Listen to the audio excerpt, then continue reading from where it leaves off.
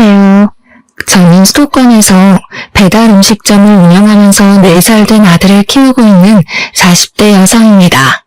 본격적인 사연을 이야기하기에 앞서 제 아들 민재 자랑 좀 잠깐 해볼까 해요. 제 아들은 흔히들 말하는 미운 4살이지만 애교가 정말 많고 너무 예쁩니다. 제가 일하고 오면 그 작은 고사리 손으로 제 어깨를 주물러주기도 하고 저를 꼭 안아주며 뽀뽀도 해주는데 고된 하루의 피로가 싹 가시는 기분이에요. 또래 4살은 때를 많이 부려서 엄마들이 아이를 보고 있으면 기가 빨린다고 하던데 민지는 아직은 한 번도 그런 적이 없었고 어쩔 땐 4살답지 않게 어른스러워 보일 때도 있습니다. 다른 엄마들은 그런 민재를 보며 부럽다고들 하지만 저는 그런 민재를 보면 한편으로는 마음이 짠해요. 사실 민재와 저는 그동안 힘든 일들을 많이 겪었거든요. 가끔은 다른 어린아이들은 굳이 겪지 않을 힘든 일을 겪으면서 민재가 다른 친구들에 비해 조금 더 일찍 성장해버린 것이 아닐까 하는 안타까운 마음이 들기도 합니다. 저와 민재가 어떤 일을 겪었는지 궁금하시죠? 지금부터 저희 모자의 이야기 들려드릴게요. 글솜씨가 좋지 않아 재미가 없을 수도 있겠지만 너그러운 마음으로 저희 이야기를 들어주시면 감사하겠습니다. 우선 저는 흔히 말하는 짠돌이인 남편과 결혼을 했어요. 생각해보면 제 남편은 연애 때도 돈을 거의 쓰지 않았습니다. 우리의 데이트 코스는 항상 국밥집에다 공연이었고 기념일이라고 해서 특별히 레스토랑을 가거나 선물을 주고받거나 하지 않았어요. 그래도 큰 불만은 없었던 것이 사실 우리 집도 잘 사는 형편은 아니었고 그 당시에는 남편에게 푹 빠져서 같이 보내는 시간 자체가 참 좋았습니다. 그러다가 우리는 결혼을 생각하게 되었고 신혼집은 제가 살던 집으로 정했는데 그 집은 저 혼자 20살 때부터 자취하며 돈을 모아 마련한 제 명의의 집이었어요. 비록 변두리이고 구축의 투룸이기는 하지만 남편과 제 회사가 가까웠고 근처에 대형마트나 편의점 등의 각종 편의시설이 많아서 둘이 살기에는 만족스러웠습니다. 또한 집을 구한다고 대출을 추가로 받지 않아도 되니 살림에도 큰 보탬이 되었죠. 그렇게 결혼을 한 후 남편은 공과금만 반절 내고 생활비는 한 푼도 주지 않았습니다. 사실 신혼 초에는 남편이 생활비 주지 않는다고 해서 큰 문제가 되지 않았어요. 그 당시 저는 대출이 하나도 없었고 저도 회사에 다니며 돈을 벌고 있었으니까요. 하지만 남편은 아직 학자금 대출도 남아있었고 영업사원이라 겉으로 보이는 것이 중요하다며 대출의 할부를 받아 외제차의 명품 시계를 차고 다녔습니다. 그래서 남편은 돈 나갈 일이 많았고 저는 돈 나갈 일이 거의 없었기에 부부라면 이 정도는 당연히 감수해야 한다고 생각했어요. 우리는 결혼 후 친정은 지방에 계시니 거의 가지 못했고 시댁에는 자주 갔습니다. 저의 시어머니는 정말 아들 사랑이 유별났어요. 밥을 먹을 때도 항상 남편 앞에만 고기 반찬이 가득했고 제 앞에는 김치만 있었죠. 제가 고기라도 먹으려고 하면 꼭 고기 반찬을 남편 앞으로 끌어다 놓았습니다. 먹을 것으로 사람을 차별하는 것도 참 서러운데 더 서러운 것은 시어머니의 말이었어요. 하루는 밥을 먹는데 자기 아들이 먹어야 할 고기를 제가 자꾸 먹자 뭔가 얄미우셨는지 제게 이런 말을 하시더라고요. 우리 아들 고기 좀 먹이게 줘봐. 아휴, 하긴 중구석에 고기가 있기나 했겠니? 너도 참 우리 아들 만나서 횡재지 뭐. 중구석에 살다 온 네가 수도권에서 이런 대졸자 남편 만난 게 얼마나 행운이야, 안 그래? 재준이도 고기 좋아하지만 저도 고기 좋아하고요. 저 어릴 때 시골에서도 고기 많이 먹었으니 저희 친정 무시하지 마세요. 그리고 어머니, 수도권에서 살아온 대졸자인 재준이나 시골에서 태어나 고졸자인 저나 월급 차이는 그다지 차이 없어요. 게다가 지금 저희 사는 집도 은행 대출 하나 없이 제 명의로 된 제 집인 거 아시죠? 부부가 네 집 내 집이 어딨어? 그냥 부부가 같이 사는 집이지. 그리고 너는 남편에게 재준이가 뭐냐, 재준이가. 깍듯이 서방님이라고 불러. 목대 먹은 것. 시어머니 말에 한마디도 지지를 않아, 지지를. 너는 옛날에 우리 시할머니랑 있었으면 이미 한 대 맞았다, 이년아. 시어머니는 동갑인 남편에게 꼭 서방님이라고 부르라고 하질 않나. 말끝마다 수도권 출신의 대학교도 졸업한 남편을 얻은 것을 감사히 생각하라는 식의 말씀을 하셨어요. 저는 이런 이야기를 들으면 기분이 썩 좋지 않아 시어머니한테 저의 생각을 당당히 말을 했고, 그럴 때마다 시어머니는 괜히 트집을 잡으며 저의 길을 꺾어 놓으시려고 했습니다. 하지만 그래도 이 당시에는 시어머니가 엄청 싫지는 않았어요. 왜냐면 저의 시댁은 명절이라고 특별히 음식 장만을 하거나 제사를 지내는 것도 아니었고, 만나도 거의 외식을 하니 다른 집처럼 며느리가 설거지를 다 해야 하는 경우는 없었거든요. 사실 이 당시 회사 동료의 시어머니들은 며느리가 들어왔으니 없던 제사도 만들고, 원래는 먹지도 않던 명절 음식도 만들고, 생전하지 않던 김장도 했었기에 오히려 그런 시어머니들에 비하면 정전해 보였고 나쁘지는 않아 보였습니다. 그러다가 시어머니에게 처음으로 정이 뚝 떨어진 사건이 있었어요. 사랑으로 남편의 짠돌이 성향이 충분히 극복이 가능했던 신혼생활 중 제가 임신을 했어요. 입덧과 허리 통증으로 힘들었지만 회사에 계속 다녔고, 시간이 흘러 어느덧 임신 8개월이 되었습니다. 슬슬 출산 준비를 해야 하는데 의사 선생님은 아기를 보시더니 뱃속의 아기가 이미 너무 크다며 유도분만을 권하셨어요. 그래서 남편과 제 회사 상황에 맞춰 적당한 날짜를 잡고 시어머니에게 유도분만할 것이라고 말을 했습니다. 아기가 뱃속에 있는데 약을 넣어서 출산하는 게 어딨어? 그게 말이 되니? 혹시 우리 집 장손이 잘못되면 어떡해?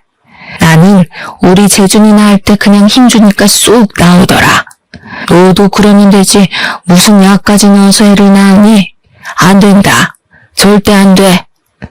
저도 유도분만으로 낳으면 더 많이 아프고 힘들다고 해서 하기는 싫은데 그래도 상황이 어쩔 수 없잖아요.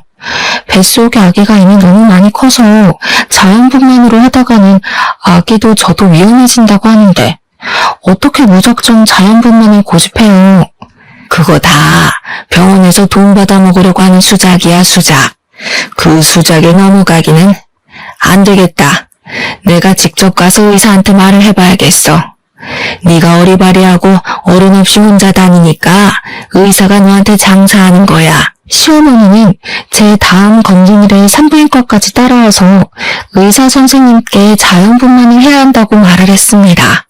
의사 선생님은 처음엔 아이가 커서 위험하다고 좋게 말했지만 그래도 시어머니가 끝까지 자연분만을 해야 한다고 고집하자 그러다가 아기도 죽고 산모도 죽을 수도 있다고 하며 다들 죽는 꼴 보고 싶으면 그렇게 하시라고 단호하게 말씀했어요.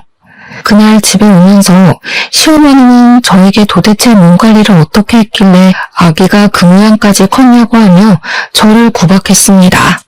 물론 틈틈이 운동을 못한 제 잘못도 있긴 하지만 솔직히 오전 9시부터 오후 6시까지 사무실에서 일하고 나면 저도 피곤하고 집안일도 태산인데 언제 운동을 할 수가 있나요?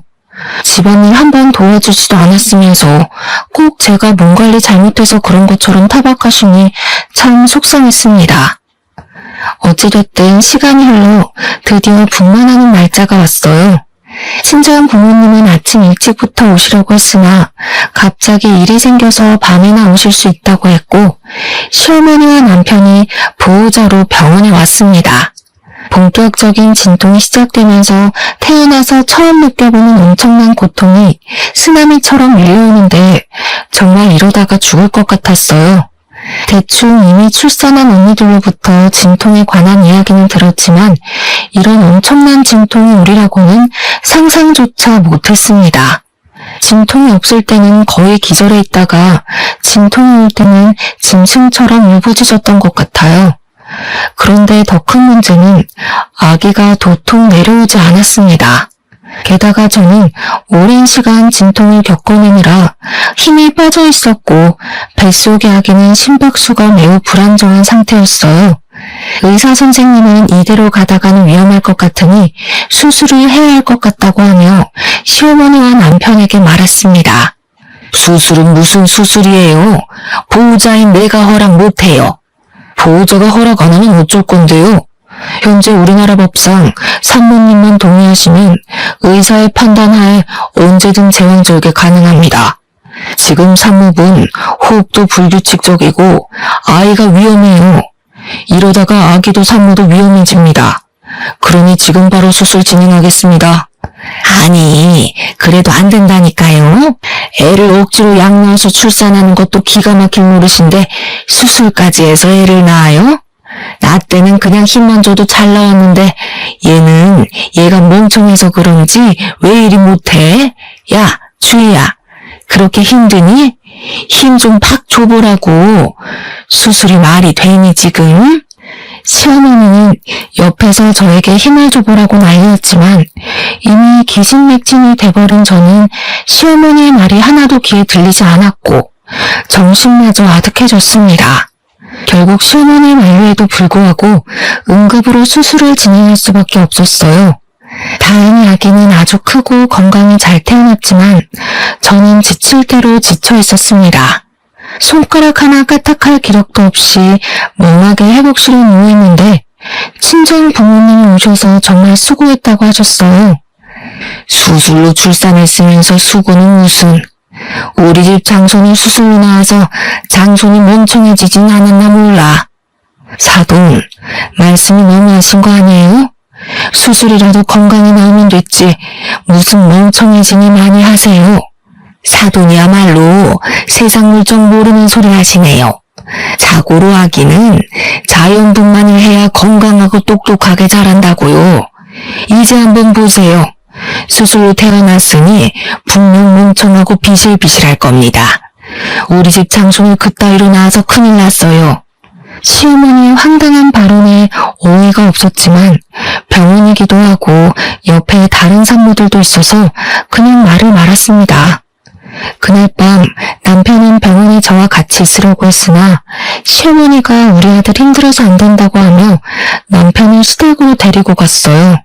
아빠는 우리 집으로 가시고 병실에는 엄마와 저 둘이서만 있었는데 엄마가 제 산후조리를 해주고 싶다고 하셨습니다. 사실 산후조리원에 가려고 했으나 생각보다 금액이 너무 비쌌고 평소에 몸이 건강했었기에 산후조리는 안 해도 금방 회복이 될 것으로 생각해서 산후조리원을 예약하지 않았거든요. 엄마는 산후조리를 제대로 하지 않으면 평생 후회할 것이라고 하며 직접 해주시겠다고 했어요. 저는 굳이 힘들게 그러실 필요 없다고 했지만 2주일 정도는 시간적 여유가 있다며 걱정하지 말라고 하셨습니다. 그렇게 엄마는 저와 함께 병원 생활을 하시고 퇴원 후 우리 집에 가셨어요. 시어머니는 당연히 시골집으로 가실 것으로 생각했던 엄마가 우리 집으로 가셔서 산후조리까지 해준다고 하자 당황하셨습니다. 지금 주의 산후조리를 해주신다고요? 그럼 우리 아들이랑 같이 이 집에 있어야 한다는 거예요? 이 좁아 터진 집에? 당연히 친정엄마인 제가 산후조리를 해줘야지 누가 해준답니까? 그리고 김서방도 같이 있으면서 자네 아들 민재 어떻게 목욕시키고 하는 건지 좀 배우게. 우리 아들이 그런 것을 어떻게 해요? 그리고 이 집에 장모랑 같이 있으면 얼마나 우리 아들이 불편하겠어요? 어디 잠이나 한번 편하게 잘 수 있겠어요?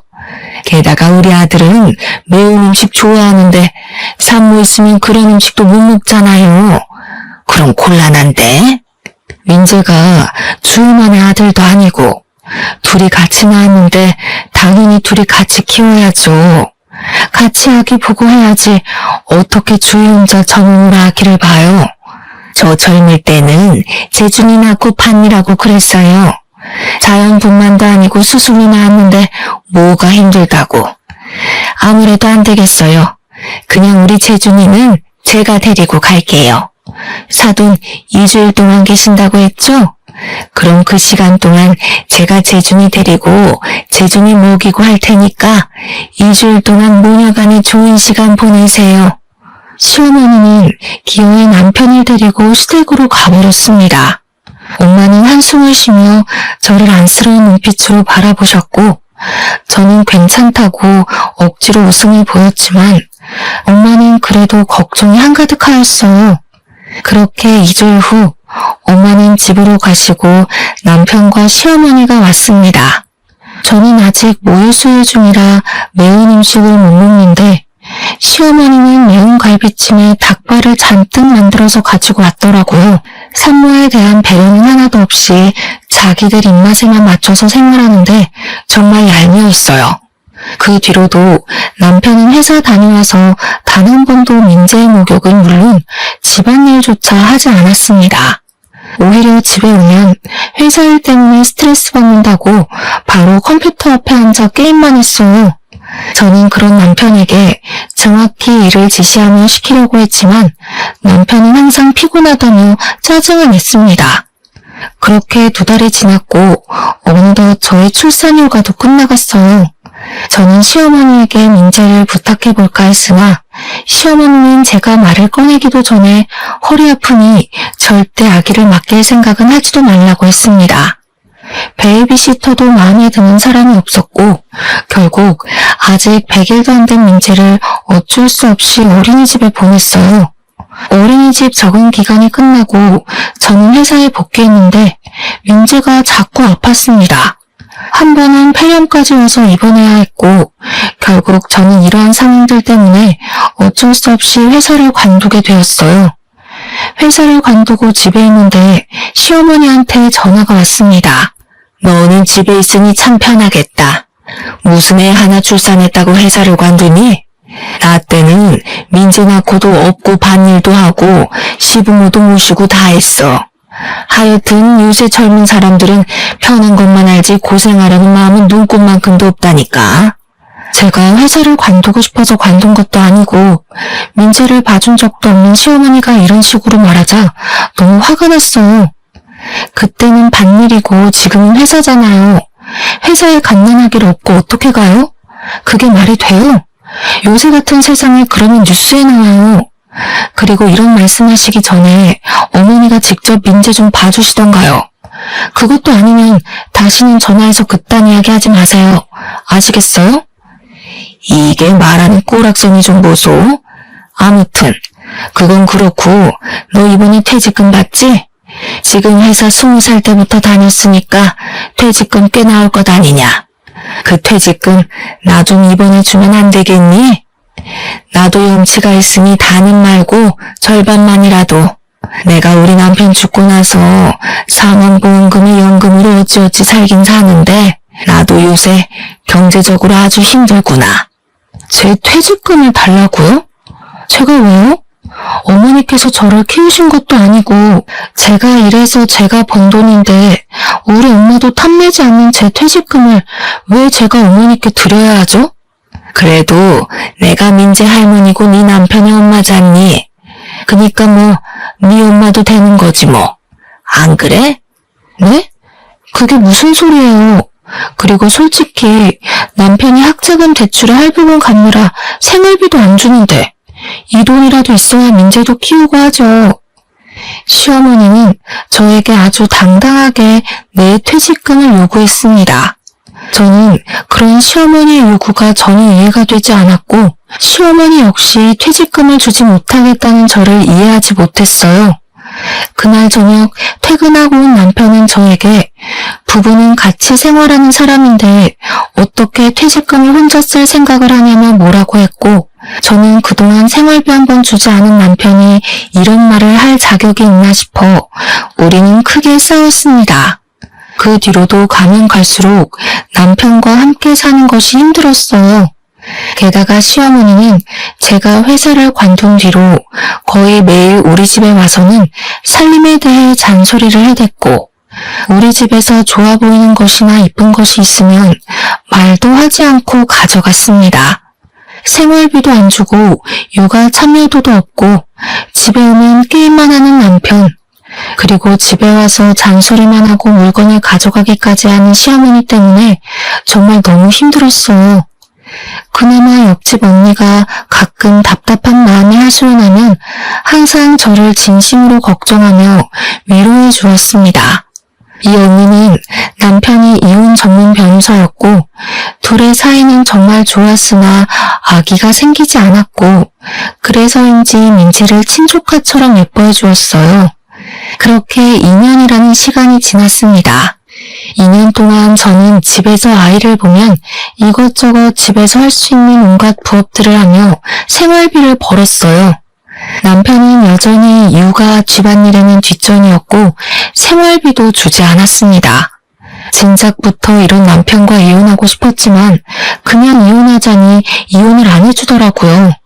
옆집 언니 말로는 합의 이혼으로 안 되면 이혼 소송을 해야 하는데 확실히 하려면 여러 가지 증거가 있어야 한다고 해서 이혼 소송을 위한 적당한 기회만 노리고 있었습니다. 저는 이혼할 준비를 하면서 앞으로 무엇으로 민지와 먹고 살아나갈지 고민을 했어요. 이혼하면 제가 로또가 되지 않는 이상 정기적으로 돈을 벌어야 하는데 민재가 어린이집을 다니기는 하지만 당장 열이 나거나 아프면 봐줄 사람이 없어서 일반 회사에 다니기는 힘들었습니다. 그래서 무엇을 해볼까 고민을 하다가 일단 내가 가장 잘하는 일이 무엇인지 생각했어요. 사실 저는 요리에 관심이 많았고 결혼 전 취미로 요리를 배워서 한식, 양식 조리사 자격증도 땄습니다. 이런 특기를 바탕으로 주식 투자했던 돈과 퇴직금을 긁어모아 배달만 하는 음식점을 차렸어요. 민재가 어린이집에 가 있는 동안 근처 아파트를 직접 뛰어다니며 사람들에게 홍보했더니 생각보다 주문이 많이 들어왔습니다. 게다가 음식을 먹어본 사람들이 맛있다고 하여 재주문하는 경우도 꽤 많았어요. 중간중간에 민재가 열이 나거나 아플 때는 가게에 민재와 함께 있어야 해서 힘들기는 했지만 그래도 집에서 부업만 할 때보다 많은 돈을 벌 수 있어서 좋았습니다. 제가 이렇게 장사가 잘 될 동안 남편은 코로나의 여파로 회사 경영이 어려워져서 회사를 잘렸어요. 회사 잘리고 남편은 집에서 민재보다 컴퓨터를 더 아끼며 본격적으로 게임만 했습니다. 정말 꼴보기 싫어서 밥도 차려주지 않았지만 참 얄밉게도 엄마가 시골에서 쌀과 각종 밑반찬을 보내주셔서 남편이 밥 하나는 기가 막히게 챙겨 먹었어요. 하루는 가게를 마치고 아이를 하원시켜 집에 왔는데 집 화장실에 못 보던 반지가 하나 있었습니다. 저는 음식을 하다 보니 반지를 아예 끼고 다니지 않았어요. 남편에게 이게 뭐냐고 물으니 당연한 표정을 지으며 엄마가 아까 왔다 가서 놓고 간 반지라고 했습니다. 그런데 어르신들이 하기에는 조금 어울리지 않는 모양의 반지였어요. 극도로 당황하는 남편의 표정과 화장실에 있던 반지가 뭔가 수상쩍었습니다. 그리고 곰곰이 생각해보니 저는 머리가 단발인데 자꾸 집에서 긴 머리카락이 나왔어요. 이상함을 느낀 저는 남편 몰래 초수형 카메라를 구매해서 새벽에 남편 몰래 설치했습니다. 다음날 오전에 마트에서 장보고 가게에 가는데 시어머니가 자주 다니던 화장품 가게에서 나와 내 쪽으로 걸어오고 있었어요. 그런데 시어머니의 옷차림새가 조금 이상했습니다. 날씨가 엄청 더운 날이었는데 시어머니는 가디건을 입고 있더라고요. 저는 시어머니에게 다가가 이 날씨에 긴팔 가디건을 입고 안 더우시냐고 했더니 자기는 나이 먹어서 춥다고 했습니다. 그러다가 지나가던 아이와 시어머니가 부딪혔는데 시어머니의 품에서 고가의 아이크림, 영양크림에서부터 각종 조그만 화장품들이 우르르 쏟아졌어요. 쏟아진 화장품을 시어머니와 함께 주우며 이게 다 무엇이냐고 물었습니다. 뭐긴 뭐야? 다 내가 산 화장품이지. 저 화장품 가게에서는 화장품을 샀는데 쇼핑백 같은 데에도 안 넣어줘요? 그래도 저 화장품 가게 단골이신데 너무하네요. 아 몰라. 아무튼 나 바빠서 간다. 시어머니는 허둥지둥 화장품들을 챙겨서 후다닥 가버렸고 저는 도대체 무슨 바쁜 일이 있어서 저리 가시나 싶어 이상했습니다. 그리고 그날 오후가 되었어요. 주문이 많아 음식을 하느라 바쁜데 시어머니가 그 여름에 웬 털모자를 쓰고 왔습니다. 원래 답답하다고 하며 모자를 생전 안 쓰시던 분인데 여름에 털모자를 쓰니 뭔가 이상했어요. 제가 이 여름에 무슨 털모자를 쓰고 오셨냐고 하자 시어머니는 저에게 어떡하냐고 하며 모자를 벗었습니다. 저는 털모자 속에 숨겨진 시어머니의 머리를 보고 깜짝 놀랐어요. 머리카락이 무슨 불에 그을린 것처럼 힘없이 축 늘어졌고 군데군데 구멍난 것처럼 머리카락이 없었습니다. 시어머니는 당황한 제게 웬 튜브형 화장품을 내밀더니 이거 린스 아니냐고 물었어요. 그 화장품 용기에는 영어로 제모크림이라고 적혀 있었는데 중간에 헤어라는 단어도 적혀 있었습니다. 시어머니는 이 헤어라는 단어만 보고 당연히 린스인 줄 알고 머리 감을 때 사용을 해서 이렇게 되었다고 했어요. 저는 시어머니에게 이거 어디서 사셨냐고 물으니 시어머니는 얼버무리며 자주 가던 그 화장품 가게에서 샀다고 했습니다. 그럼 화장품 가게에서 린스를 산다고 했는데 이 제모크림을 주셨다고요? 이거는 그 화장품 가게에 완전히 잘못한 거죠. 바로 화장품 가게에 가서 어떻게 된 거냐고 따져야겠어요. 얘야, 그럴 필요 없다. 자주 가는 단골 화장품 가게인데 뭐하러 따지니? 앞으로도 종종 만나야 할 텐데. 그냥 내 머리는 어쩔 수 없고 이참에 미용실에 가서 머리 좀 손질하고 영양크림인가 뭔가 좀 넣고 하게 돈 좀 줘보렴. 네? 왜 그 돈을 저한테 청구하세요? 당연히 화장품 가게에다 청구하셔야죠. 지금 화장품 가게에서 잘못 줘서 제모크림으로 머리를 감아서 이렇게 된 건데 당연히 화장품 가게에서 책임져야 하는 거 아닌가요? 안 되겠어요. 제가 직접 가서 따져야겠어요. 그 사거리 약국 옆에 화장품 가게 맞죠? 저는 화장품 가게에 가서 따지려고 했지만 시어머니가 저를 말렸습니다. 원래 시어머니 성격상 이런 일 당하면 끝까지 따질 사람인데 그냥 있는다니까 이게 무슨 일인가 싶었어요. 저는 화장품 가게에 가려고 했으나 시어머니가 끝까지 말리기도 했고 배달 주문도 들어와서 그냥 가만히 있었습니다. 시어머니가 가시고 혼자 일을 하는데 그날따라 주문이 많아서 식재료가 부족했어요. 그래서 마트에 장 보러 갔다가 시어머니의 단골 화장품 가게를 잠깐 들렸습니다. 마침 집에서 쓰던 샴푸도 떨어지고 도대체 어쩌다가 제모크림을 린스로 착각하고 건넸는지 궁금했거든요. 들어가 보니 젊은 여직원 뒤로 시어머니가 썼던 튜브형 제모크림이 있었습니다. 저는 여직원에게 혹시 저 제모크림도 파는 거냐고 했더니 이 제품은 인기가 없기도 하고 유통기한이 지나서 팔지 않는 것이라고 했어요. 시어머니는 분명 여기서 저 제모크림을 샀다고 했는데 저는 제모크림은 파는 것이 아니라고 하는 것이 이상했습니다.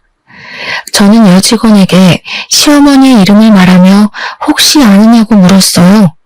여직원은 시어머니를 잘 안다면서 원래 이 화장품 가게는 여직원의 어머니가 운영했었고 여직원의 어머니와 시어머니는 고등학교 동창이었다고 합니다. 동창이라는 이유로 시어머니는 매일 화장품 가게를 찾아왔는데 사실 여직원의 어머니는 시어머니를 그다지 좋아하지 않으셨대요. 시어머니가 와도 매출을 올려주는 것도 아니었고 이래야 하는데 샘플만 왕창 요구하며 정신이 하나도 없게 만들었다는 것입니다. 그래도 동네 장사이다 보니 시어머니가 오면 어쩔 수 없이 친절하게 응대를 해왔고 그러다가 여직원의 어머니가 몸이 안 좋아져서 이 화장품 가게는 여직원이 운영하게 되었다고 해요. 시어머니는 그 뒤로도 종종 와서 여직원에게 친한 척하며 엄마는 샘플을 항상 많이 챙겨줬다면서 샘플을 달라고 했다고 합니다. 여직원의 어머니도 말 많고 골치 아픈 사람이니 그냥 샘플 줘서 빨리 보내버리라고 하시는 통에 여직원도 아무 말 없이 그냥 커피 한 잔과 샘플을 많이 주며 시간 보내다가 가라고 했다고 해요. 저는 여직원에게 어머니가 가게 안쪽까지 들어오냐고 했더니 항상 와서 가장 안쪽의 의자에 당당히 앉는다고 했습니다. 순간 제모크림을 여직원이 판 것이 아니라 시어머니가 가져가지 않았을까 하는 생각이 들었어요. 사실 그동안 시어머니가 우리 집이나 가게에서 이런저런 자잘한 물건들을 많이 가져갔었거든요. 그래서인지 왠지 모르게 시어머니가 훔쳤을 것이라는 생각이 들었습니다. 저는 혹시나 하는 마음에 시어머니가 왔던 시간에 CCTV를 확인해 보라고 했어요. 마음 같아서는 저도 같이 확인하고 싶었지만 제 가게를 운영해야 했기에 그 말만 하고 나왔습니다. 그렇게 며칠이 지났어요. 가게 일을 마치고 집에 가는 길에 잠깐 쓰레기 버리러 나온 옆집 언니와 마주쳤습니다. 같이 엘리베이터를 타며 이런저런 이야기를 하다가 옆집 언니가 아랫집 여자와 친하냐고 물었어요. 저는 아랫집 여자 누군지도 모른다고 하니 아랫집 여자가 자꾸 오후에 우리 집에 들락날락한다고 하며 한번 알아보라고 했습니다. 옆집 언니와 헤어지고 집에 들어가려는데 갑자기 화장실에 있던 반지, 짧은 내 머리와는 다르게 긴 머리카락이 자꾸 나오던 것이 생각났어요. 저는 이전에 설치하고 입고 있었던 몰래카메라를 바로 확인하고 싶었지만 남편이 있으니 참았다가 다음날 민재를 등원시키고 가게로 출근해서 몰래카메라를 돌려봤습니다. 몰래카메라에 녹화된 내용을 보니 정말 황당했어요. 옆집 언니의 말대로 제가 가게에서 일하는 그 시간에 우리 집에 아랫집 여자가 왔더라고요. 아랫집 여자는 우리 집에 와서는 제가 자던 그 침대 위에서 남편과 충격적인 행위를 하고 있었습니다.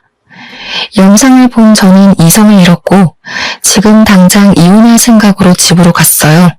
어차피 민재에게도 전혀 도움이 되지 않는 아빠인데다가 생활비도 한 푼 주지 않고 남남처럼 지내서 언제든 이혼하고 싶었지만 남편이 이혼은 안 된다고 해서 어쩔 수 없이 질질 끌고 온 결혼 생활이었잖아요. 그래서 당장 남편이 없어도 저는 전혀 문제될 것이 없었습니다. 화가 잔뜩 난 상태로 집 앞에 가니 우리 집에서 여자 웃음소리가 들렸고 저는 아랫집 여자와 남편이 함께 있다고 확신했어요. 바로 문을 열고 들어가려는 순간 우연히 제 모습을 본 옆집 언니가 저를 붙잡았습니다. 이혼 전문 변호사인 언니의 남편 말로는 불륜으로 이혼 소송을 하면 확실한 증거가 있어야 한다고 하며 핸드폰으로 동영상 촬영하라고 했어요. 저는 언니의 조언에 핸드폰을 켜고 현관문을 열었습니다. 제 생각과는 달리 거실에는 남편도 아랫집 여자도 없었고 대신 큰 방에서 간드러진 여자 목소리가 들렸어요. 이들은 안방에서 열심히 움직이느라 현관문이 열렸는지도 모르더라고요. 저는 바로 안방문을 활짝 열고 핸드폰으로 둘의 실체를 낱낱이 촬영했습니다. 생각지도 못하게 나타난 저를 보며 둘 다 깜짝 놀라 어쩔 줄 몰라 했고 그 모습을 고스란히 찍어버렸습니다. 아랫집 여자는 저를 보더니 얼굴을 가리고 후다닥 자기 집으로 도망갔어요. 그동안 내가 일할 동안 너는 전현이랑 이렇게 뜨거운 시간을 보내고 있었어? 잘 됐네. 안 그래도 너한테 5만 가지 좀 다 떨어졌는데 확실한 이혼 소송거리 제공해줘서 고마워. 우리 이제 진짜 제대로 끝내자. 아주 피 터지는 싸움을 하더라도 너랑 끝내고 위자료에 양육비까지 제대로 받을 테니까 각오하고 있어. 알겠어? 주희야, 그니까 이게 말이야. 어떻게 된 거냐면 이미 너랑 아랫집 년이랑 같이 침대 위에 있던 모습까지 다 확인했는데 무슨 말이 더 필요해? 우린 이제 끝났어. 참, 이 집 내 집인 거 알지? 지금 당장 나가. 너 짐 전부 다 챙겨서 나가라고. 만약에 나 오늘 가게일 마치고 왔는데 너랑 너 짐이 아직도 여기에 있으면 너 맨몸으로 쫓아낼 거야. 알겠어? 민재도 있고 너도 있는데 내가 어디를 가? 내가 갈 데가 어디 있다고? 아랫집에 가면 되겠네. 아랫집 그냥 집에 둘이서 잘 살면 되겠어. 안 나가면 아주 동네방네 소문 다 내버릴 테니까 그런 줄 알아. 알겠어? 저는 남편에게 있는 힘껏 소리를 고래고래 지르고 바로 옆집 언니한테 가서 언니 남편의 변호사 사무실 주소를 알려달라고 했습니다. 고맙게도 언니는 지금 운전을 못할 것 같으니 같이 가주겠다고 했고, 언니와 함께 언니 남편의 사무실에 가서 남편에게는 이혼 소송을, 아랫집 여자에게는 상간녀 소송을 접수했어요. 옆집 언니는 앞으로 싸우려면 밥을 잘 먹어야 한다면서 저에게 굳이 점심을 사주겠다고 했습니다. 솔직히 저는 밥 생각이 없었지만 언니가 저를 끌다시피 해서 시내까지 나갔어요. 백반집을 가다가 시어머니가 자주 다녔던 화장품 가게 앞으로 지나갔는데 그 앞에 사람들이 꽤 몰려 있었고 시끄러웠습니다. 무슨 일인가 해서 언니와 함께 가보니 화장품 가게 앞에서 여직원과 모자를 쓴 시어머니가 말다툼하고 있었어요. 상황을 들어보니 여직원이 제가 간 뒤로 CCTV를 돌려보았고 예상대로 시어머니가 화장품을 이것저것 많이 훔쳐갔었더라고요. 그런데 그 금액이 꽤 커서 가게 여직원이 시모를 절도죄로 고소했다는 것입니다. 하지만 시어머니는 자신의 잘못은 인정하지 않고 그동안 알아온 정이 있는데 어떻게 절도죄로 고소하느냐고 하며 적반하장으로 큰 소리를 치는 상황이었어요. 시어머니는 한창 여직원에게 인정물이 없다고 행패를 부리다가 사람들 사이에 있는 저를 발견했습니다. 우리 며느리야. 내가 여기 화장품 가게 단골인 거 알지? 세상에 내가 이번에 저 여우 같은 년한테 절도죄로 고소를 당했단다. 이게 말이 되니? 아니, 어차피 공짜로 들어오는 샘플인데 그거 좀 가져갔다고 내가 고소를 당했어, 고소를. 세상에 어쩜 이리 각박하니? 이게 말이 되니 며느리야? 네가 저 년한테 말 좀 해줘봐라. 말이요? 무슨 말이요? 저는 할 말 없는데요. 그리고 어머니, 안 더우세요? 이렇게 더운 날 무슨 모자예요? 저는 세상 억울한 표정을 짓는 시어머니의 모자를 벗겼습니다. 시어머니의 모자를 벗기니 개털 같은 머리카락과 군데군데 구멍난 자국이 보였어요. 아 맞다. 어머니 제모크림으로 머리 감는 바람에 머리카락이 이상해져서 모자 쓰고 다니셨죠? 그런데 그 제모크림 말이에요. 제가 여기 여직원한테 물어보니까 그거 유통기한이 지나서 파는 것도 아니라던데요. 매대에 있던 것도 아니고 직원 자리 뒤에 있던데 어머니는 그것을 어떻게 보고 가져오셔서 그걸로 머리를 감으셨어요? 지금 너 무슨 소리를 하는 거니? 내가 설마 여기 있는 화장품이 진짜 훔쳤다는 거야? 그러지 않고서야 팔지도 않는 그 제모크림을 어떻게 어머니가 가져오셨겠어요? 안 그래요?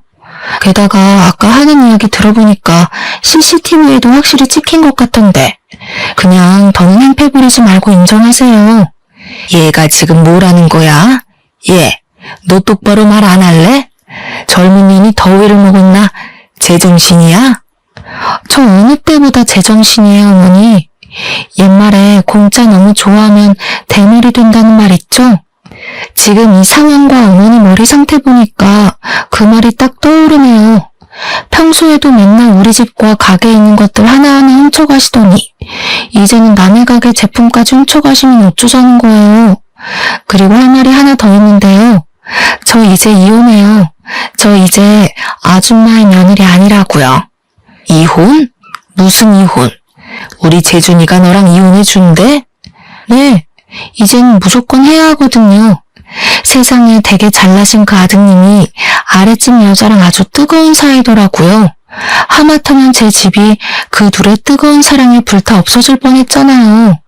그래서 착한 제가 그 둘이 알아서 잘 먹고 잘 살라고 저는 빠지려고요.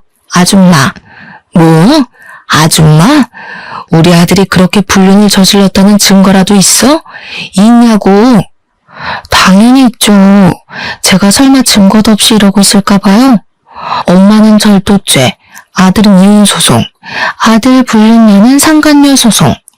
참 볼만하겠네요.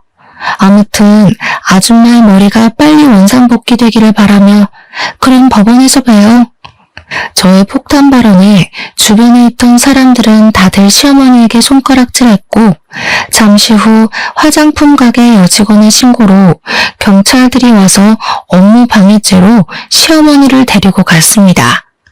그날 저녁 어린이집에서 하원한 민재는 옆집 언니에게 부탁하고 저만 집으로 들어갔어요. 제가 그렇게 엄포를 놓았지만 집에는 남편이 아직도 있었습니다. 너 어떻게 우리 엄마가 경찰서에 끌려갔는데 그렇게 모른 척할 수가 있어? 아줌마라고도 하면서 내 이야기도 했다면서? 이제 우리 이혼할 건데 너희 엄마가 경찰서에 끌려가든 감옥에 가든 그게 뭔 상관이야. 그리고 너 내가 나가라고 했지. 안 나가? 나 너랑 절대 이혼 못해. 안 해. 절대 이 집에서 한 걸음도 못 나가. 남편은 저에게 절대 나가지 않겠다고 강력히 주장했습니다.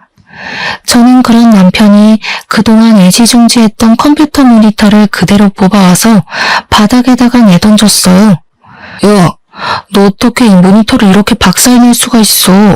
이게 얼마짜린데? 그래봤자 그냥 컴퓨터가 컴퓨터지. 너같이 게임에만 정신 팔린 인간을 더는 내 아들의 아빠로 두고 볼 순 없어. 당장 나가. 안 나가면 나 본체도 던져버릴 거야. 본체는 그냥 아파트 베란다에서 던져버려야겠다. 저는 정말 본체를 던져버릴 기세로 베란다 문을 열었습니다. 남편은 저의 모습에 벌벌 떨며 컴퓨터가 있는 방문을 닫고 잽싸게 저를 막아서더라고요. 그러면서 지금 당장 나가겠다고 하며 본체를 챙겼습니다. 남편의 그런 모습을 보니 어이가 없기도 하고 기가 막히더라고요. 게임에 정신 팔린 놈.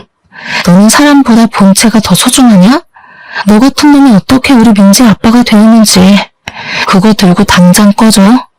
너 짐들이랑 이혼 서류는 너네 엄마 집에 다 보내줄 테니까 이혼 서류 작성해서 법원 앞에서 보자. 다시는 내 앞에 나타나지 마. 한 번만 더 나타나면 나 너 머리털 한 올 한 올 다 뽑아버릴 거야. 알겠어? 그리고 우리 민재 앞에도 얼쩡대지 마. 민재 앞에 나타나는 순간 나 너 얼굴 프린트해서 이 아파트 단지 내에 다 붙여놓을 거야. 남편은 나의 엄포에 기다시피 해서 나갔고 저는 바로 남편의 모든 짐을 박스에 대충 구겨 넣어 시댁으로 보내버렸습니다. 그리고 저는 밤새 남편의 모든 흔적을 다 치워버렸어요. 그 뒤로 저는 옆집 언니 부부의 도움을 받아 무사히 이혼소송, 상간녀 소송을 진행할 수 있었습니다. 시간이 흐른 지금 시어머니는 기나긴 재판 끝에 징역 6개월형이 선고되었어요. 남편은 이혼소송 끝에 위자료와 양육비를 지급하라는 판결을 받았고 당연히 제 집에서 쫓겨났습니다. 시댁에 들어가서 살려고 했으나 시어머니도 재판을 받으면서 경제적으로 많이 어려워져 집을 팔아버렸더라고요. 그래서 남편은 자신이 끌고 다니던 자동차와 시계, 컴퓨터까지 다 팔고 고시원에 들어가서 어찌어찌 살고 있습니다. 그리고 남편과 불륜을 저질렀던 아랫집 여자는 당연히 자신의 남편에게 이혼당하고 이 동네의 얼굴뿐 아니라 살던 호수의 직장까지 소문이 쫙 퍼져서 밤에 도망치듯 어디론가 떠나버렸다고 해요. 그리고 저는 여전히 장사가 잘 되고 시에서 식품위생업소로 선정되어 아주 바쁘게 생활하고 있습니다. 가끔 정말 바쁜 날에는 옆집 언니네 부부가 우리 민재를 돌봐주기도 하고 있어요. 민재 역시 어린이집에서 친구들과 아주 원만하게 지내며 아빠 없는 생활에 적응하고 있습니다. 가끔 아빠와 함께 다니는 친구들을 보며 부러운 듯한 표정으로 빤히 쳐다봐서 안쓰럽기도 하고 또래 아이들은 겪지 않을 일들을 겪으면서 너무 빨리 성숙해져 버린 것 같아 안타깝기도 해요. 지금까지는 민재가 힘들게 살았을지 몰라도 앞으로는 민재가 활짝 웃으며 여느 아이들처럼 해맑게 자랐으면 좋겠습니다. 햇살 좋고 날도 좋은 가정의 달 5월이 되었어요. 남들은 어린이날이다 어버이날이다 해서 다들 연휴에 놀러가고 가족끼리 추억을 쌓을 계획에 들떠있지만 저는 오늘도 민재와 저의 행복한 미래를 위해 열심히 일하고 있습니다. 남들처럼 재밌는 추억을 쌓지 못하고 저녁만 되면 너무 피곤하고 지치기는 하지만 저의 삶에 후회는 없어요. 앞으로도 저는 지금처럼 민재의 엄마로서 있는 힘껏 최선을 다해 살아나가겠습니다. 바쁜 시간을 내어 저의 이야기를 들어주신 청취자 여러분은 그 어느 해보다 행복한 5월이 되시기를 바라며 오늘 저의 사연은 이만 끝내려 합니다. 들어주셔서 감사합니다.